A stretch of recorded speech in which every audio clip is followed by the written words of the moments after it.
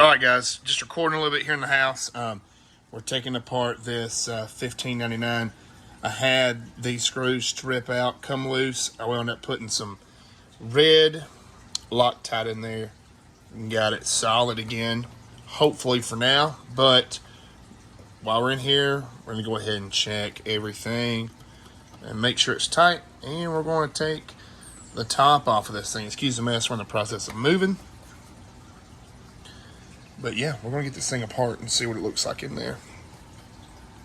See what other kind of loose stuff we got, because there's a lot of stuff loose, and this whole assembly was completely loose and it fell off.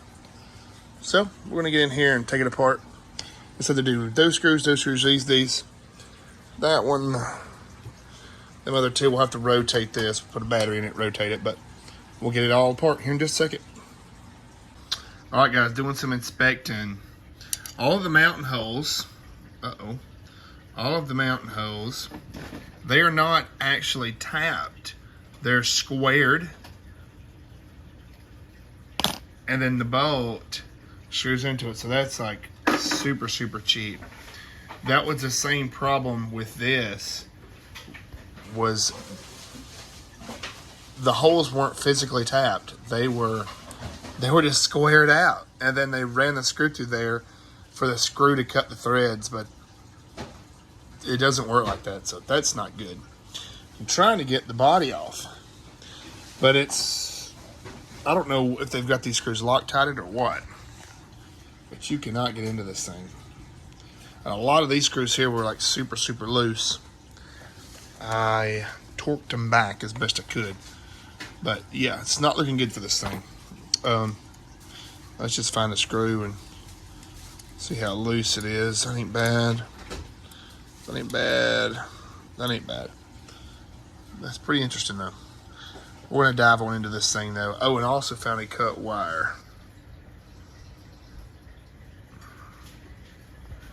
So we're gonna dive on in, try to get inside this thing so we can get.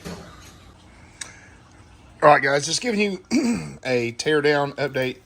The Allen wrench you're going to need is a 2.5 to remove these, and then I'll have to put the battery back in it, spin this around so we can get this one over here and this one up here. We'll have this thing apart. We'll know what's going on. All right, so we just want to spin it on around, get that one and that one there. We'll be able to take this thing and split it. I don't have my workbench right now to work on stuff because we're going to be moving soon, so I'll have to do this on the couch. Yeah, it broke on me today, so I got to get it back up and going and then fix all the weak spots that this thing has. All right, guys, here we go. Good Lord. That thing's got a lot larger board on it than the other one. Let me fish these wires through and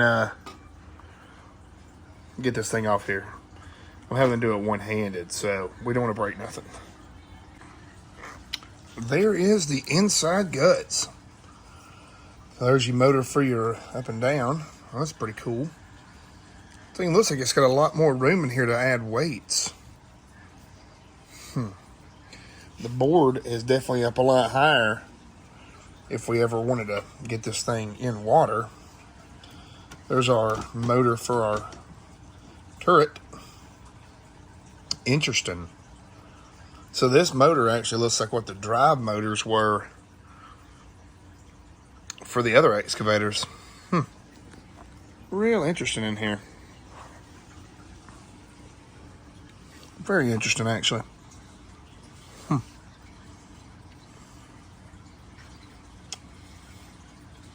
I'm not sure what this wire is. But she is torn apart. Neat. All right, guys, just a quick little update. I got this all back together. Most of every single screw was loose. I found a weak spot kind of in this, so you've got this open void here that could allow debris, contaminants, mud, water, whatever, get inside here in your little motor assembly. So I'm going to pack this full of Permatex, help keep some stuff out of it. But all of these screws were loose too, so they must have just rushed putting these things together. I'm not very impressed with this, honestly. So yeah, it's not good.